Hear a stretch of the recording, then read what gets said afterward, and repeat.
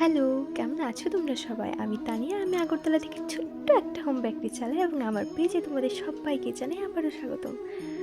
আজকে আমি তোমাদের সঙ্গে একটা অ্যানিভার্সারি কেকের ডিজাইন শেয়ার করব, যেটা আমি রাউন্ড কেক করে ওটাকে কেটে লাভ শেডের করে নিয়েছি। তোমরা অনেকেই আমাকে জিজ্ঞেস করে থাকো যে আমি কোন লাভ মোল্ডটা দিয়ে আমি কেকটাকে বেক করি। তো তোমাদের সবার উদ্দেশ্যে বলছি, আমি কোনো লাভ মোল্ড দিয়ে কেক বেক করি না।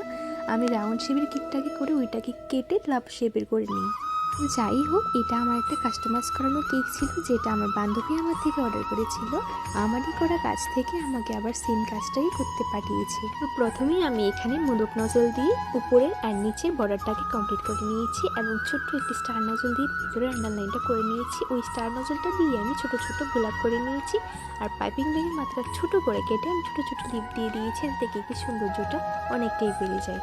আর তোমাদের সঙ্গে একটা কথা শেয়ার করি, আমাদের কিন্তু এখন basic to advance cake making class শুরু হয়ে গেছে এবং তোমরা যারা যারা ইন্টারেস্টেড আছো, ক্লাস করতে চাও এবং কাজ শিখতে চাও, নিচে দেওয়া নাম্বারে কিন্তু আমার সাথে অবশ্যই যোগাযোগ করতে পারো।